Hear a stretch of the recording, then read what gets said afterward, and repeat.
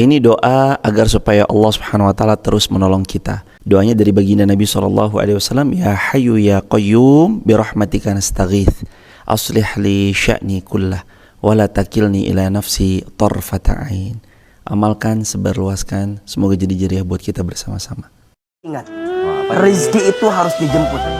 Walaupun rezeki sudah dijamin, tidak bisa kita kemudian diam, udah akan indah pada waktunya. Nggak bisa. Saya paling gemes sama orang yang mikir status akan indah pada waktunya. Padahal dia nggak berusaha. Indah pada waktunya itu hanya bagi mereka yang berusaha. Maka ikhtiar. Dan ikhtiar ada dua. Satu, ikhtiar bumi. Dua, ikhtiar langit. Ikhtiar buminya apa? Kerja. Ikhtiar buminya apa? Dagang. Ikhtiar buminya apa? Punya strategi, disiplin, profesional, target achievement. Itu strategi bumi. Tapi ikhtiar langitnya apa? Ingat, dekatkan diri kita kepada Allah. Takwa kita tingkatkan, sholatnya dijaga, sodakohnya dijaga, silaturahminya dijaga. Mohon maaf, banyak orang yang sibuk mencari rezeki tapi lupa kepada yang maha memberi rezeki. Ingat kata Allah, Anda jangan takut tentang masalah rezeki. Jangankan Anda, binatang paling melata pun yang paling lambat gerakannya, itu rezekinya telah Allah tetapkan. Jadi kalau binatang yang tak berakal saja, yang dia kemudian jalannya lebih lambat dibanding kita, rezekinya sudah dijamin, apalagi kita. Dan Allah maha mengetahui. Anda berikhtiar, saya berikan, kata Allah. Di tugas Anda itu bukan memikirkan hasilnya. Anda berikhtiar, Allah yang menentukan hasilnya. Ada satu amal yang lebih hebat daripada mati syahid, lebih hebat daripada jihad, lebih hebat daripada haji mabrur, lebih hebat daripada puasa sunat, lebih hebat daripada membangun masjid. Apa amal itu? Ridha menerima takdir Allah Subhanahu wa ta'ala.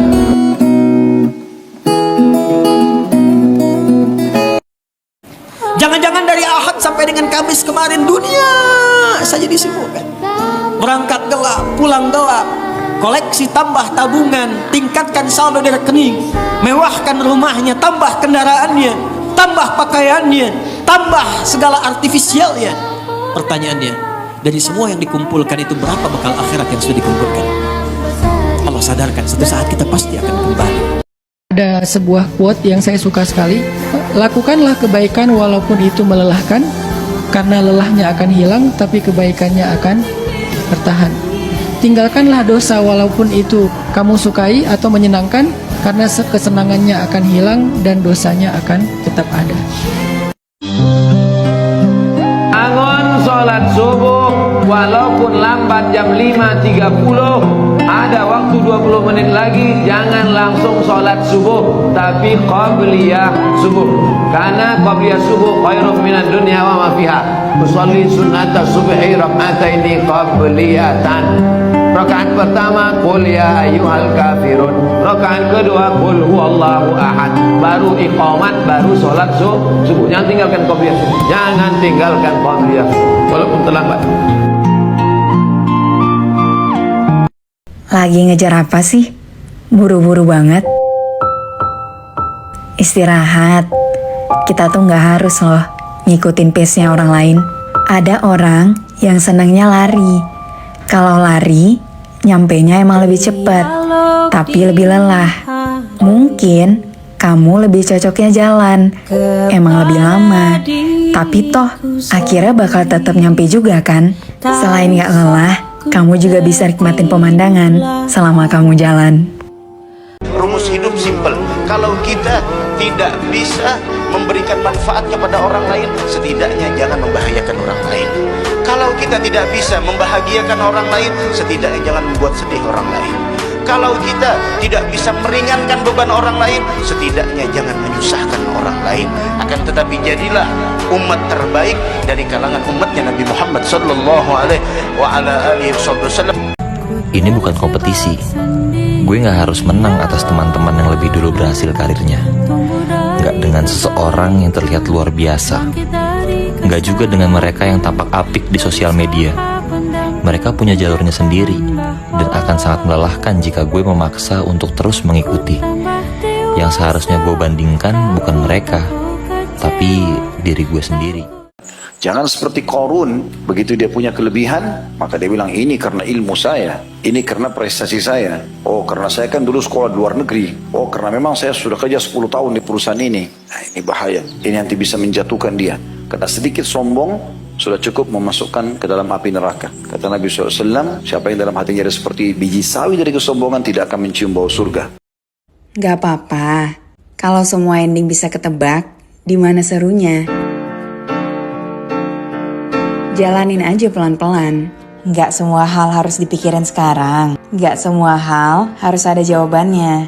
Gak semua hal bisa berjalan sesuai rencana. Toh emang gak mungkin semuanya berjalan sesuai ekspektasi. But that's the beauty of life, full of surprises. Kerja udah tiap hari, tapi kenapa duit nggak pernah ngumpul sih? Begitu ucap seseorang yang nggak pernah tahu bahwa kita bekerja bukan untuk menghidupi diri kita sendiri. Kadang orang di luar sana hanya ngelihat kulit-kulitnya aja, bahwa kita kerja, mencari nafkah untuk keluarga, padahal mereka nggak tahu yang kita tanggung adalah bukan cuma keluarga inti kita, tapi kadang ada orang tua yang kita bersamai, ada adik-adik yang kita bersamai, ada kakak yang mungkin kakak kita lagi diuji fisiknya oleh Allah sehingga dia nggak bisa bekerja, mau nggak mau kitalah menjadi tulang punggung keluarga kita.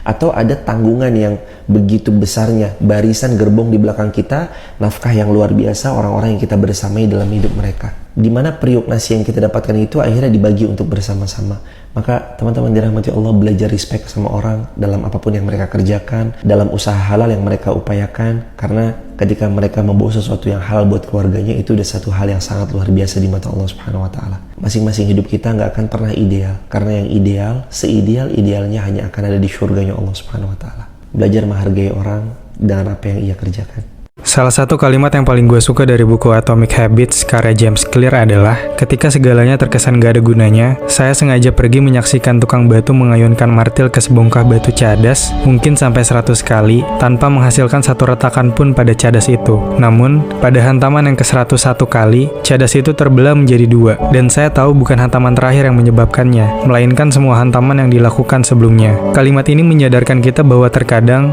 kita merasa usaha yang kita kerahkan selama ini sia-sia. Gak ada hasilnya, gak ada manfaatnya. Padahal, perubahan itu butuh waktu, butuh satu momentum yang pada akhirnya menunjukkan bahwa usaha kita selama ini gak sia-sia. Namun, untuk sampai ke momentum tersebut, diperlukan ratusan, ribuan, atau bahkan jutaan percobaan, latihan, atau kegagalan. Pertanyaannya, apakah kita cukup sabar untuk menunggu momentum tersebut? Karena mereka yang sabarlah yang pada akhirnya akan sampai pada tujuan. Nyari yang sama-sama ngerti itu penting. Kayak, oh iya, gue gak boleh begini, nanti dia sakit hati. Sesimpel itu sih, tapi gak semua orang bisa. Hati-hati, jangan sampai pada ketuker antara ujian, azab, dan istidraj. Ujian itu musibah yang datang meskipun kamu rajin beribadah. Tujuannya untuk menguji istiqomahnya kamu dalam ibadah. Kalau azab, musibah yang datang ketika kamu sering berbuat maksiat atau sering meninggalkan kewajiban ibadah.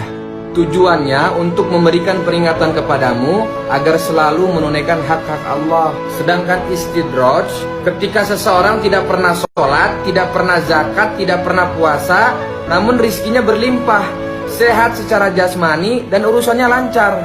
Istidraj bertujuan untuk memberikan azab yang pedih atas dirimu di hari pembalasan.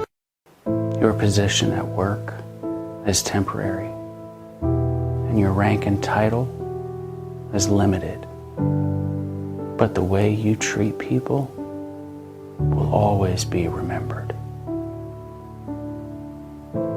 Kalau kamu semangat saat bisnis dan pekerjaanmu lagi baik-baik saja, anak kecil juga bisa, bro.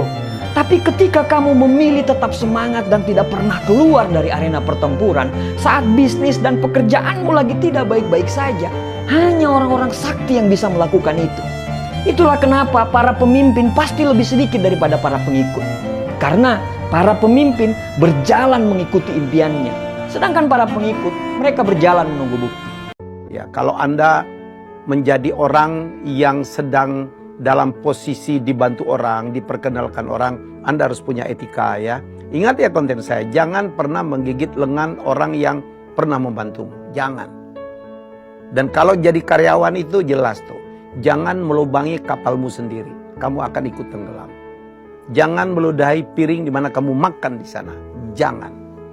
Ya, itu etika. Insya Allah selamat. Anda kalau melakukan kesalahan nih, ya nggak selamat. Coret, hapus, unfollow, putusin, blok, lepas. Lepaskan orang, benda, apapun itu yang membuat lu tidak damai, tidak bahagia, toksik. Hidup lu cuma sebentar. Sunnah kalau Anda ingin berkunjung pada siapapun, kabari dulu. Kabari supaya dia siap-siap, jangan bikin kejutan. Ah, justru kejutan itu dalam Islam nggak diperkenankan. Oh, nggak pakai iya. Supaya orang itu nggak repot, tiba-tiba Anda datang, dia kan merasa nggak enak gitu. Ya. Jadi kalau bisa tuh sampaikan, agak dekat-dekat nggak apa-apa, saya di jalan nih mau berkunjung, itu sunnah. Sunnah sampaikan, supaya dia bisa siap-siap. Untuk menjaga kesehatan mental, ada 3 hal yang saya biasa lakukan. Yang pertama, saya menggunakan ilmu biarin, ilmu cuek. Apapun yang memang saya suka, saya akan lakukan selama itu tidak merugikan orang lain. Yang kedua, untuk menjaga kesehatan mental saya, maka saya menjauhi orang-orang yang toksik, orang-orang yang vibes-nya negatif, orang-orang yang tidak tahu bagaimana cara menghargai kita. Dan untuk menjaga kesehatan mental saya yang terakhir adalah saya punya prinsip bahwa kebahagiaan orang lain itu bukan tanggung jawab saya. Saya tidak punya kewajiban untuk memuaskan ego setiap orang. Persepsi orang lain, pendapat orang lain tentang saya itu adalah tanggung jawab mereka. Itu adalah urusan mereka, bukan urusan saya. Ada satu quotes yang sangat bagus dari Ali bin Abu Thalib. Dia bilang gini, tidak usah menjelaskan dirimu pada siapapun, karena orang yang mencintaimu tidak memerlukannya, dan orang yang membencimu tidak akan peduli. Orang lain memang gak bakal paham sebelum ngerasain apa yang kita alamin. Banyak hal yang diremehin tentang kita, padahal kita setengah mati ngejalaninnya.